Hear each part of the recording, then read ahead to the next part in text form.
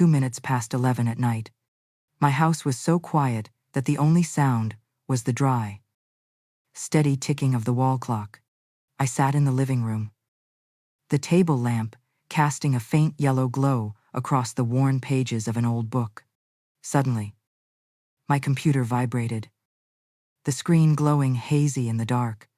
A new email appeared, its subject line making my heart stop: nursing home transfer confirmation, signature of Eleanor Hayes. I opened it, my hand trembling.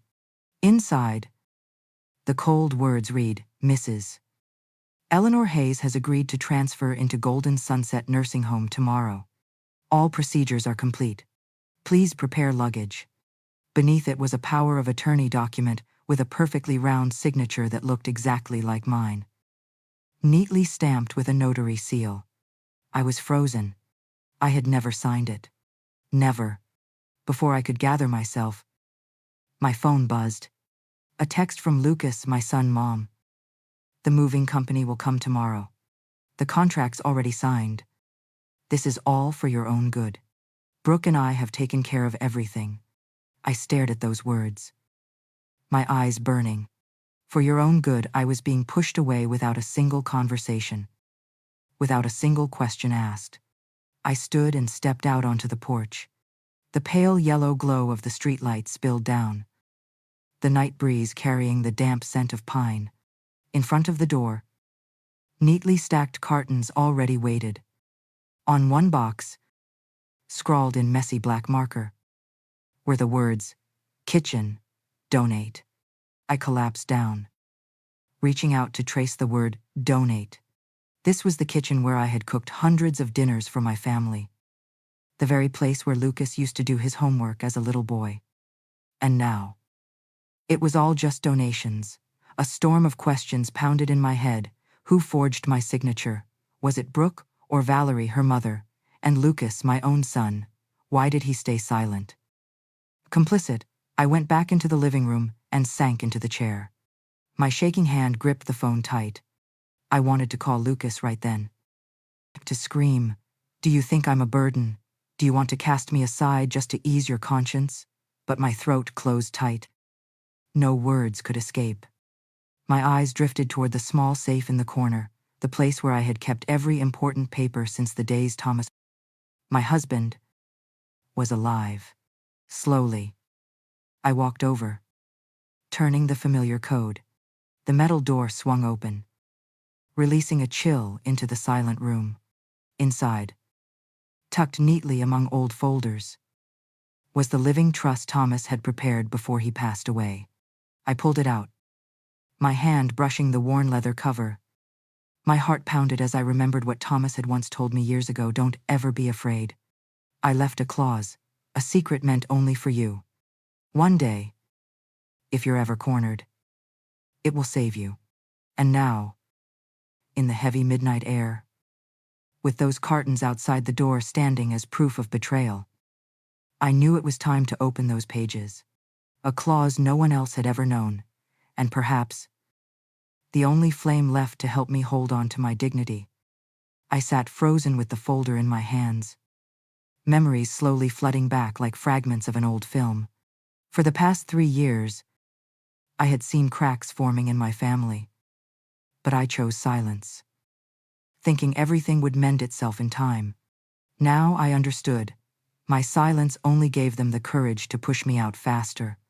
I remembered that first Christmas after Lucas and Brooke moved into their new house. Brooke insisted on hosting the dinner there. I still brought a tin of gingerbread cookies baked from my mother's recipe, the kind Lucas had loved since he was a boy. But when I arrived, the table was already full of dishes, the lights twinkling, and Brooke pointed me toward a chair at the far end, separated from the rest. When it came time for photos, she chirped, "Come on, everyone. Let's get a family picture." I stepped forward, but Brooke's voice turned sweet. "Oh, let's make this one just the kids." Okay, and just like that, the family photo didn't include me, as if I were only a passing guest. Then came Thanksgiving the following year. Brooke carved the turkey herself, while I was handed the dishes to wash. Lucas saw it, but only offered a stiff smile, avoiding everyone's eyes. My son, the boy who once hugged me in the kitchen and said, "Mom, you're the best cook in the world," now chose silence to keep peace in that house. I don't blame him entirely.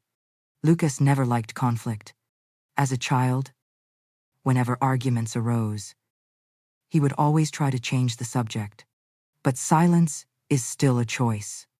And that choice was slowly erasing me from my own family. It was during that time I began thinking about an Alaska cruise. Not to show off, not for myself alone. I wanted Lucas, the grandchildren, and even Brooke to sit together on the deck rail, watching the jade blue glaciers drift by, listening to the story of the first time their father and I had set foot in that land. I wanted to create a memory that bound us together. Every small pension check I tucked away. I cut cable television, gave up my habit of expensive tea, even took a few evening tutoring sessions online to gather a little extra money. I called the cruise company, patiently asking again and again about cabins, meal plans, even the small tours in Juneau, Skagway, Ketchikan. I pictured us gathered on the deck, holding mugs of hot chocolate, the cold wind stinging our cheeks, but warmth in our hearts because we were together. But more and more, I began hearing veiled remarks from Valerie Brooks' mother. She often dropped by Lucas's house, and each time she saw me, she let out a weightless comment. "At your age, it's best to think about a place with full-time care. The kids are so busy. It's hard for them to take care of you properly." I only gave a faint smile, nodding politely. But inside, each word was like a tiny needle pricking my heart. I knew what she meant. I no longer had a place in the picture they were painting. Gradually, I realized it wasn't forgetfulness. No one had forgotten me. Every action, every glance, every time they deliberately cut me out of the frame, it was intentional. They didn't want me to fade by accident. They wanted me to disappear by design. And tonight, seeing those cartons already marked "Donate" at the door, I could no longer fool myself. This wasn't carelessness. This was a plan to erase me from my own son's life. I sat down, clutching Thomas's trust tightly in my hands. A wave of pain crashed over me. But beneath it, something else began to form: a cold, clear resolve. Because I knew, from this moment on, I was no longer standing in some blurry in-between. They had placed me outside. And once you are placed outside, you have the right to choose your own way forward. I placed Thomas's thick folder on the wooden table in the living room. The pale yellow glow of the lamp fell across the pages, their ivory tint mottled like the years we had walked through together. Every time I opened this folder, it was as if I could see my husband's figure, quiet, yet always carefully calculating each step to protect the family. Thomas had been gone for 8 years. At that time, Lucas was just past 30, and Brooke had just given birth to their first child. I remembered clearly that evening when Thomas sat at his desk and called me over. He placed a stack of papers in front of me, his eyes firm but full of love. "Eleanor, this is the living trust. All of it, the house and the municipal bond portfolio I've placed inside. You are the sole trustee." I was startled. "You trust me that much? What if Lucas needs something? What if the children want their share?" Thomas shook his head, his voice resolute. "Trust me. The children will get their portion. But only when everything is done legally and fairly. This trust isn't just about passing on assets, it's to protect you. Remember, your kindness can be taken advantage of. And evil always loves noise. It loves to make others panic. You are the opposite. Stay calm. In silence. You'll have strength." Back then, I didn't fully understand. I only nodded, tears streaming, overwhelmed that my husband thought so far ahead for me. Now, with a forged power of attorney in front of me, when my daughter-in-law and perhaps even my son were pushing me to the margins. Thomas's words echoed back. I turned each page. Dry legal clauses, but written so clearly. His strong signature at the bottom of every sheet. And then I stopped at the section marked in red, where Thomas had underlined in capital letters, "Clause of protection, spouse safety." I read slowly, word by word. If the surviving spouse, Eleanor Hayes, discovers any sign of coercion, forgery, or fraud aimed at taking assets from the trust, then, as trustee, Eleanor Hayes has full authority to freeze all distribution of funds to beneficiaries until a final conclusion is reached. Redirect income generated from the bond portfolio into a community fund designated by the trustee. Trigger a legal investigation based on notarized evidence and confirmation from proper authorities. I read it over and over, my hands trembling. Thomas had foreseen what could happen. He knew that one day, when I grew old, someone might see me as weak, easy to push aside. He knew that my kindness, my trust in my children, in those closest to me, could become the very trap used to erase me. I closed my eyes, hearing his voice in memory. All you need to do is stay calm. Evil loves noise. A tide of emotions rose inside me. I felt pain because he had been right. Evil now lived within this house, among the very people I once called family.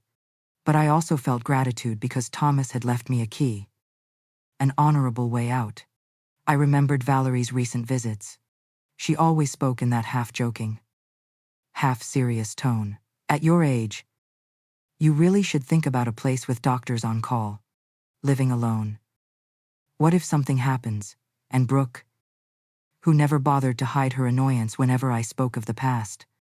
Each time I mentioned Thomas, she would cut in, "Mom, leave the old stories. The kids don't get it anyway." And Lucas, my son, he said nothing. No defense. No protest. Just silence, long, sharp silence, like a dull blade dragging across my heart. Now, all the pieces fell into place. They had been planning this for a long time. A forged power of attorney doesn't appear out of nowhere. Someone had hired a notary fraud or exploited the system, and they surely believed I would be frightened, that I would sign a few more papers just to keep things peaceful. I gently touched the last page of the protection clause. Thomas's handwriting seemed to whisper, "Never beg for pity. You have the right to stand firm." I stood and walked to the window. Outside, the carton-marked kitchen, "Donate," sat silently in the dark. And in it, I saw a reflection of myself, the woman who had devoted her life to her family, now considered old junk fit for charity. A slow anger welled up inside me. But with it came a strange calm. For the first time in years, I realized I had power. Not the quiet power of a mother pulling out money for her children, but the rightful, legal authority of a trustee. The authority Thomas had given me with all his trust. I sat back down at the table, pulled out a blank sheet, and scrawled a few words. If they want to make me an outsider, they'll soon see I am not weak. The lamp cast long shadows of the letters across the table. I folded the note, slipped it inside the trust, and smiled faintly. It wasn't joy, it was the calm certainty that, for the first time in years, I was not completely alone. Inside me stirred a clarity. I would not shout, not cry, not plead. I would remain steady. Because as Thomas once said, evil loves noise. And when it screams, I will stay silent, letting the strength of law and truth speak for me. I closed the folder, resting my hand on its worn leather cover. It felt like placing my hand over Thomas's heart, warm and steadfast. I knew then I held more than papers. I held a shield, and that shield I would use to protect myself, to protect the last shred of dignity I still had among the very people I once trusted most. I sat at the table, spreading out the forged power of attorney. The ink still smelled sharp, as if it had just been rushed off a printer. My hands trembled. But in my mind, one name surfaced: Rosa Martinez. Rosa lived at the end of the street. She had worked her whole life at the DMV. And later, as a notary. She once certified vehicle papers for Thomas. And I knew if anyone could read the truth hidden in these words, it would be Rosa. I called her. Just a few minutes later, Rosa knocked on my door. Her old wool coat still carrying the faint scent of coffee. She placed her reading glasses on her nose and carefully spread the paper beneath the lamp. "Eleanor, look here." Rosa's voice was low and steady. "Your signature.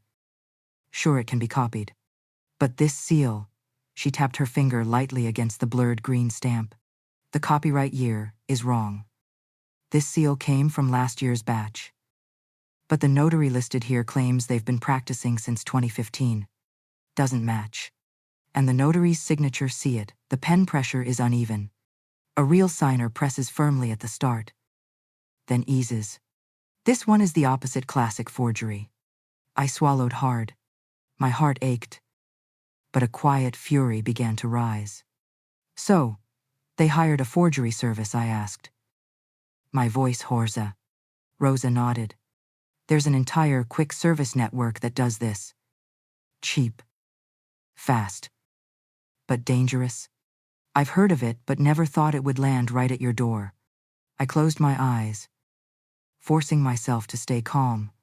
Thomas's words echoed, "Evil loves noise. You only need to stay quiet." I opened my computer and followed the plan, step by step. First, I revoked Lucas's secondary access. For years, out of trust, I had let him see the Alaska fund statements and household account. Not anymore. Next, I logged into the bank and opened card management. The cursor hovered over the entries, moving services. Nursing home deposit. Alaska cruise.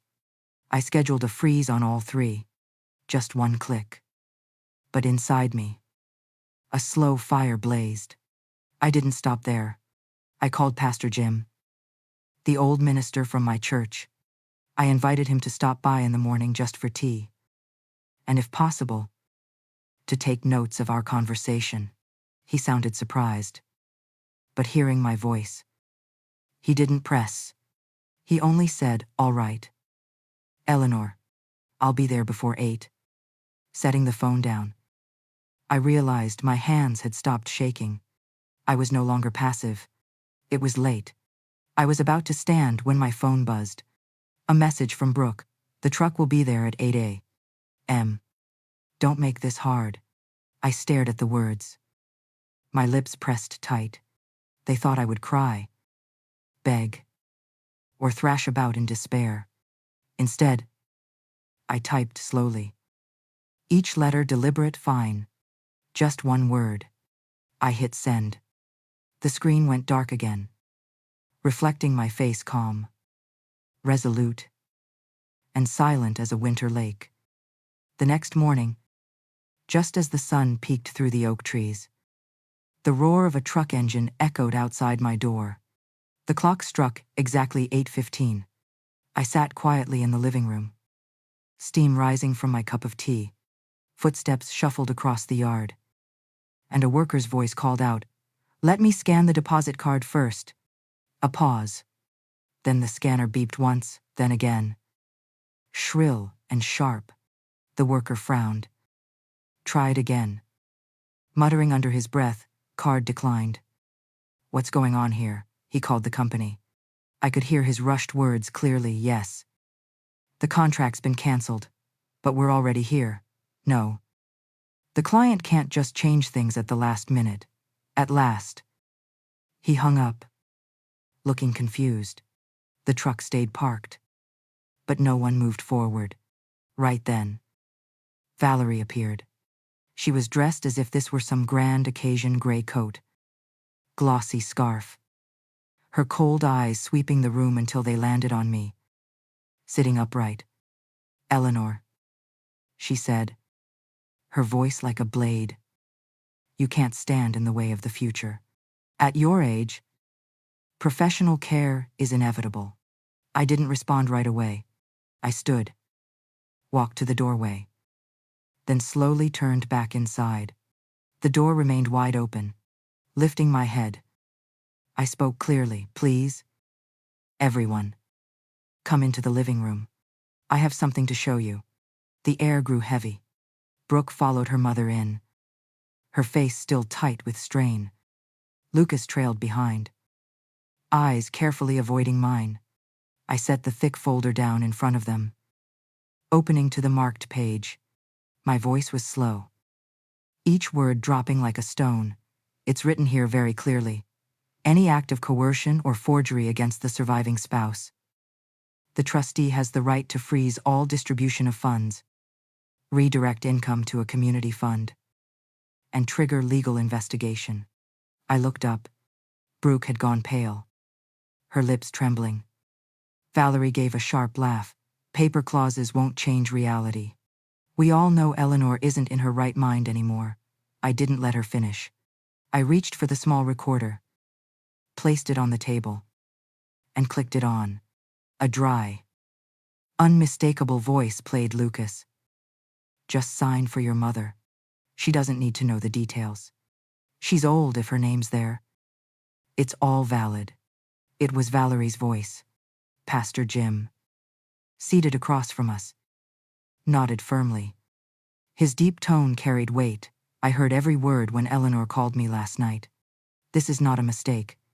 This is a scheme. The room fell into a heavy silence. Lucas's head hung low.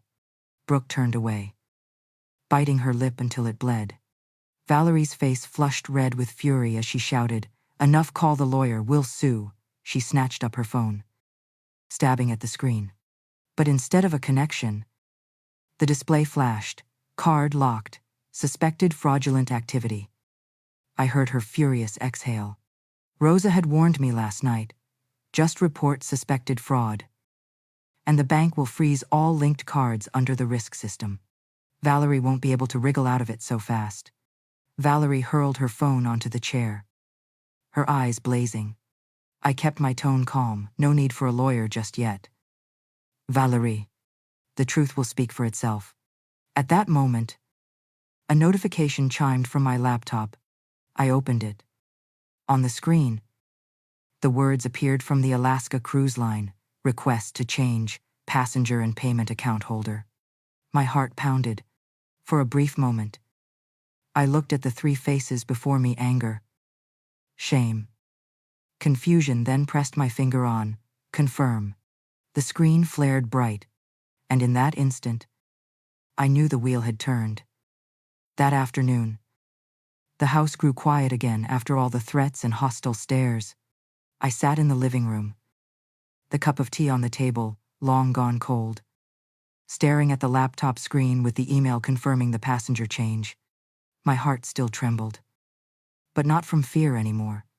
It was a different kind of trembling, as if I had just opened the door to a new path, one where I no longer had to stand on the outside. I remembered the faces I had seen in our church prayer group, eyes clouded with loneliness. For so long, they had been like me, pushed to the margins of their families. And then a thought struck me, clear and warm. If my family didn't want me to go with them, then I would go with those who truly needed someone to remember them. I opened my contacts and dialed the first number: Mildred. She had cared for her sick husband for 10 years, until the day he passed. Her children had promised, after the funeral, "We'll visit often." But they never came. When I hesitantly asked, "Mildred, have you ever dreamed of taking a trip?" Just to breathe freely. Outside the four walls of a hospital, there was a long silence. Then a broken sob. "Sister, I have dreamed. But who would ever invite an old woman like me to go anywhere?" I smiled. Firm and certain me. "I'm inviting you. Alaska. 2 weeks from now. I've already booked it." Next was Yvonne. She had once been an English teacher. But after her husband's death, Her son cut ties when she refused to sell the piece of land left by her parents. When I mentioned a cruise, she let out a raspy laugh. Eleanor, do you know the last time I went anywhere? 1978. When we were young and rented an old car to drive all over Nevada. Since then, never again. Then she whispered, almost afraid of her own words, are you sure? You don't expect me to pay anything. I answered simply, all I want is your presence. Carla was next. She had sold her only home to help her son pay off his credit card debt. Then he kicked her out, saying, I need my own space. Mom, find somewhere else. Since then, she had been living in a tiny room offered by a distant relative. When I invited her to Alaska, there was a sharp gasp on the line. Then she broke down, sobbing uncontrollably. Is there really someone who wants me to come? Eleanor, or are you just saying this to comfort me? I answered softly. This ship, Carla, has your name on it. I've already written it down. Anita, once the radiant voice in our church choir, was now quieter than ever. She had spent her whole life raising 3 children, only to be left behind when they each moved away, never looking back. When she answered my call, her voice shook. Alaska, my God. I've never seen ice and snow with my own eyes. But Eleanor, why me? I just smiled. Because you deserve to see that beauty at least once in your life. Finally, there was June. She still went to the supermarket in worn-out shoes, carefully counting every penny. I knew how many chances she had given up just to help her granddaughter pay tuition. When I mentioned the cruise, June burst out laughing. Good heavens. If I step on a cruise ship, even the wind would be surprised. But then her tone softened. Eleanor, if you're truly inviting me, then I'll go. Just give me a little time to believe this isn't a dream. A week later, my living room was suddenly filled with warmth. 5 women sat around the table, each clutching her phone, fingers trembling as they opened the email I had sent. Inside was the e-ticket, their names printed clearly. Alaska Cruise shining bright on the screen. Mildred covered her mouth, tears spilling over. Yvonne kept whispering, over and over, that's my name. It's really my name. Carla shook so hard, I had to steady her hand so she wouldn't drop her phone. Anita bit her lip, her eyes glowing like a young girl's. And June laughed through her tears. This is the first time anyone has invited me somewhere without asking for anything in return. Not a penny. Not a condition. We sat in silence, hearing the clock tick, feeling our own heartbeats, then suddenly burst into laughter. Not loud, not boisterous, but clear and pure like a door opening for souls long trapped in the dark. I looked at them, my heart filling with something rare and strange. This wasn't revenge. This wasn't triumph. This was giving back light to those who had been cast into shadow. In their eyes, I saw a spark of faith, the very thing I had lost in my own family. And in that moment, I knew Alaska was no longer just a trip. It would be a journey of rebirth. That night, after everyone left, the house returned to silence. I sat alone in the dark, laptop still open. Suddenly, the phone rang. A new voicemail. Lucas's voice. Pleading, Mom, please don't make this bigger than it is. I can fix it. We can talk privately. Don't push things too far. I sat still, listening to every word. His voice no longer carried the strength it once had, but trembled, like a child who had just dropped something precious. When the message ended, I simply set the phone face down on the table. No call back. No reply. Because by then, I had already chosen. I chose a different family, a family of those who truly wanted to be seen. The courtroom that day was lit bright with fluorescent lights. The polished wood of freshly varnished tables and chairs mixed with the smell of paper, creating a heavy, Tense atmosphere. I sat on the left bench, clutching Thomas's trust folder as if I were holding his very hand. Across from me, Brooke and Valerie sat close together, dressed to impress. And behind them was their lawyer Grant Pierce, a silver-haired man in a sharp suit. His eyes razor-sharp. He began, his voice firm and booming, "Your Honor, we represent the Hayes family. My clients, Lucas Hayes and his wife Brooke, are concerned that Mrs.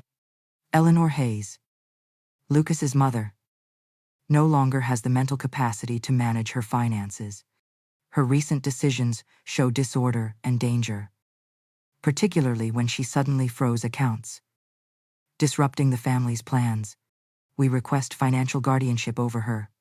Brooke nodded in agreement, casting me a smug glance. Valerie smirked, her fingers toying with the silk scarf around her neck. I sat still, listening to each word, feeling a slow fire burn inside my chest.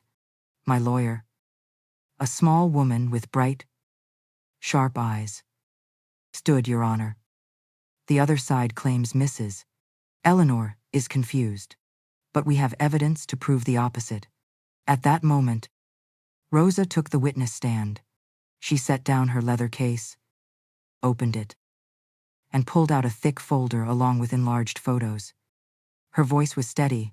"I worked at the DMV and as a notary for more than 30 years. I'm familiar with analyzing signatures and seals. This is the power of attorney they claim Mrs. Eleanor signed. But my analysis shows the pen pressure doesn't match. The ink flow is inconsistent. More importantly, the notary's location log shows the seal was stamped at a site nearly 20 miles from where Mrs. Eleanor was at the time. She never left her house. This proves the document was forged." Murmurs rippled through the courtroom. Grant Pierce frowned. But before he could respond, my lawyer continued, "Additionally, Mrs. Eleanor's family doctor is here today." The doctor stood, nodding at the judge, and spoke slowly. "I have treated Mrs. Eleanor for 7 years. Most recently, 3 weeks ago. She is fully lucid, capable of managing finances and making decisions. There are no signs of memory loss or confusion." I saw Brooke's face tighten, her unease barely hidden. Valerie began tapping her nails on the table, her confidence fading. Then my lawyer signaled, and Pastor Jim rose. His deep voice filled the room. "I am the pastor of her parish and have known Mrs. Eleanor for over 30 years. I was present in a conversation the night before everything unfolded. Mrs. Eleanor clearly stated she had no intention of entering a nursing home. On the contrary, she was firm about wanting to remain independent in her own house. I am willing to testify under oath that she never agreed to sign such a paper." Grant Pierce snapped, his tone cutting. "This is all hearsay, not legal evidence." But my lawyer answered calmly, her voice firm with authority. "We also have the clause in the living trust created by Mrs. Eleanor's late husband 8 years ago. It stipulates that if any coercion or forgery is discovered against the surviving spouse, the trustee has the right to freeze all distributions, redirect income to a community fund, and initiate legal investigation. This means if the court confirms an attempted scheme, all inheritance rights of Lucas Hayes and his wife will be suspended indefinitely." The room fell silent. I looked at Brooke, her face had gone pale, fear flashing in her eyes. Valerie clenched her jaw, her fingers gripping tight until her knuckles turned white. Lucas sat behind them, his eyes lost, his confidence gone. The judge tapped the gavel lightly. "Looking at both sides, I've heard enough. The evidence of forgery is serious. Mrs. Eleanor is lucid, with witnesses confirming it. The trust clause is legally valid. I suggest both sides step out to negotiate before I issue my final ruling." Everyone rose. I gathered my folder, walking slowly. Out in the hallway, Lucas came toward me. His face showed turmoil. his voice trembling. Mom, I didn't know about the POA. I didn't sign it. I swear.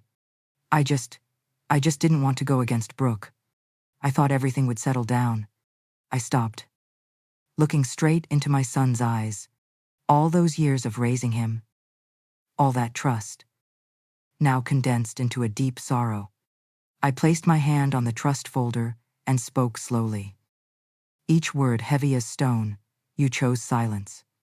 Lucas dropped his head, tears welling, but I turned away, my shoulders straight, walking down the long hallway, carrying both the pain and the resolve. Because now, I knew his silence, too, was part of the betrayal. The cold wind from the Bering Sea whipped against my face, cutting through each layer of my coat. On the ship's deck, I laid out a small tablecloth and placed Thomas's photo in the center. His eyes in the frame still gleamed, his tilted smile as if teasing me about something. I lit a cedarwood candle, his favorite scent. The thin smoke curled upward, then vanished into the wind-swept sky. 5 women sat around the table, rubbing their hands together for warmth. In the distance, white glaciers towered, their reflection etched deep into the dark blue water. I spoke softly. We're here not just to admire the view. Each night, I want every one of us to share a wish, something no one's ever asked before. Mildred clutched her shawl, her eyes brimming. I want to be seen as someone who still matters, not just a shadow following behind. Yvonne hesitated, then sighed. I want to be hugged, without being rushed, without being treated like a burden. Carla dabbed at her eyes with a tissue. I want, just once, to hear someone say, Mom, thank you. That's all. Anita gazed at the glacier peaks, her voice barely a whisper. I want to rest without feeling guilty for stopping my sacrifices. June laughed, though tears streamed down her cheeks. I only wish that when I look in the mirror, I'd see a woman, not just a walking wallet. I listened to every word, each one like a blade, but also like a flame warming my heart. I took out my notebook and wrote them all down. On the first page, I scrawled the words Unseen Mothers Fund. With it, I planned to dedicate the interest from Thomas's trust to establish a fund each quarter. It would sponsor a restorative retreat for older women, forgotten by their families. Night began to fall. The sunset draped across the glacier, hues of orange and violet shimmering on the water. Our strands of silver hair glowed like threads of light, sparkling beneath the fading sky. The moment felt like an invisible ritual. We were no longer weary shadows, but souls being returned to the light. We sat in silence, listening to the distant crack of breaking ice, the lonely cries of seabirds. I touched Thomas's photo gently and whispered, Do you see? Love, I've found my family. As the night wind grew sharper, I returned to my cabin. The laptop screen glowed with a new email. The sender, Grant Pierce. The subject line, Final Warning. I opened it. If you don't back down, my client will expose your past failed investments. You'll lose credibility, and those women you've brought along will face shame too. I read it slowly, my lips curling into a thin smile. I typed 4 words in reply, Go right ahead. Then I shut the laptop and drew the curtains. Outside, the sea still roared, but inside me, for the first time in years, there was peace. That night, I sat alone in my bedroom, the yellow glow of the lamp casting shadows on the wall. Outside the window, the waves of the Alaska Sea pounded against the ship, their murmur reminding me that this journey had only just begun. I opened the drawer of the wooden nightstand and pulled out an old, yellowed envelope. On it, in Thomas's familiar fountain pen handwriting, were the words, Open only when you feel alone. My hands trembled. For years, I had kept that envelope, never daring to touch it. But today, after all the betrayals and the pain, I knew the time had come. I tore open the paper. Inside were thin sheets. Thomas's handwriting still sharp and clear. My dearest Eleanor, if you're reading this letter, it means you're feeling alone. But I want you to remember, even if I'm no longer here, you are never truly alone. 20 years ago, when the world seemed to collapse around us, there was a small logistics company that begged us for a loan to keep their fleet of trucks. Everyone said I was crazy, but I gave them a chance. In return, they gave us 5% equity. I placed it in the trust. Eleanor, that 5% has now become a steady stream of dividends. Enough to sustain any fund you choose, forever. I wrote this to remind you if one day our children or anyone forget you. Remember, you are still the keeper of the flame. A flame not meant to light only your own path, but to guide those who've lost their way. Use it, if needed, to remind the world that mothers are never invisible. Asterisk. I pressed the letter to my chest and closed my eyes. Tears slid down my face. But they were no longer tears of bitterness. They were tears of understanding. Thomas had seen further ahead than I ever imagined. He knew there might come a day when I would need a strength beyond the love of family. The next morning, I opened my laptop. I wrote an open letter, officially announcing the creation of the Unseen Mothers Fund. I briefly shared my journey and attached a video, verified by Pastor Jim, telling the stories of the first 6 women: Mildred, Yvonne, Carla, Anita, June, and myself. In the video, each woman spoke aloud a wish no one had ever asked her. Their faces, their silver hair, their smiles mixed with tears all appeared raw and unembellished. I hit send. The video spread faster than I expected. Just 2 days later, the Alaska Cruise Line officially shared it on their homepage with the caption, "When the world sees those who are often forgotten, that's when we are truly rich." Then it went viral. Local newspapers reported on it. Morning television replayed it. Social media clipped it into thousands of shares and comments. Middle-aged and older Americans everywhere echoed, "Yes, we are not invisible. We still matter." I sat quietly, reading messages of thanks from women I had never met. Some wrote, "Eleanor, you gave me the courage to leave my dark rented room." Others simply, "Thank you for letting me see I'm not alone." Amid all the noise, Thomas's words returned to me. "Stay calm. Evil loves noise. You don't have to shout." I didn't shout. I only brought it into the light, and the light spread on its own. Late at night, when the house was cloaked in silence, there came a soft knock at the door. I stepped onto the porch, and there was Lucas alone. No Brooke. No Valerie. Just my son. His wrinkled shirt hanging loose. His eyes red from sleepless nights. He looked at me, his lips trembling. "Mom, I need to tell the truth." His eyes no longer avoided mine like in the courtroom, no longer carried the awkwardness of past encounters. I stood still, my hand resting on the wooden door, hearing my own heartbeat. In the darkness, the space between us felt at once closer and farther, and I knew that moment would draw a new boundary. One where I had to listen, but also stand firm in the borders I had built for myself. On the porch, Lucas kept his head bowed for a long time before he spoke. His voice was hoarse. Each word dragged out like from a deep wound.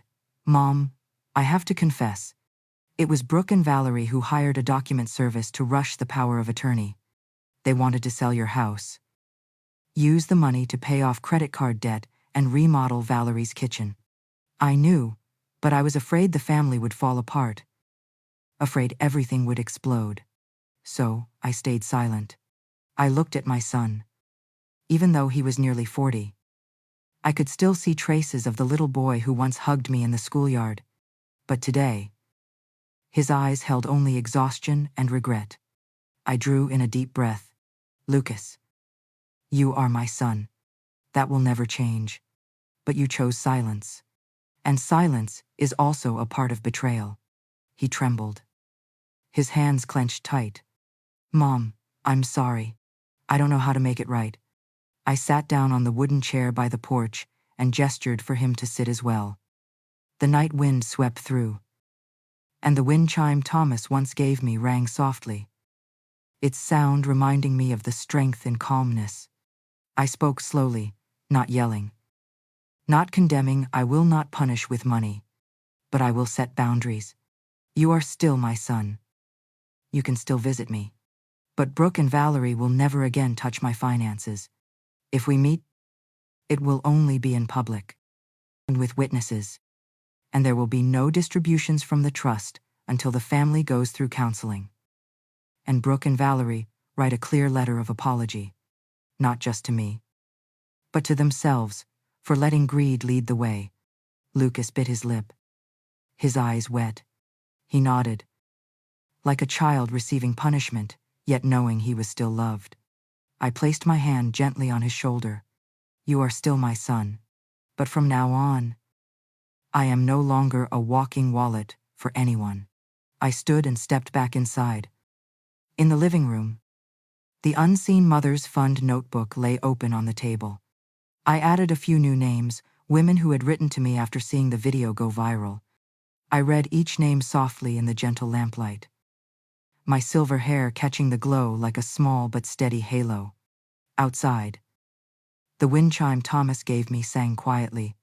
Its sound blended with my heartbeat into a deep, steady peace. I closed the notebook and told myself, kindness is not an unlimited card. When kindness is turned into obligation, silence is the only answer big enough. And that night, for the first time in many years, I felt truly free. You know, every family has its cracks, its unspoken truths. My story may remind you of your own mother, or perhaps your grandmother, a woman who gave too much and was never fully seen. I want to hear from you if you were in this situation. What would you choose? To stay silent, keeping the peace, or to stand up, set boundaries, and reclaim your respect and dignity? Share the story of your mother, your grandmother, or even your own experience in the comments. Sometimes, the smallest stories become the flame that lights the way for those who feel invisible. And if you want to walk this journey with me, to hear more stories of reclaiming dignity within the family, don't forget to follow the channel. There are many more stories to come, stories that may bring tears, but also the strength we need to keep moving forward. Because in the end, silence is not surrender, it's the sharpest weapon. And every mother, every grandmother, deserves to reclaim her place in the story.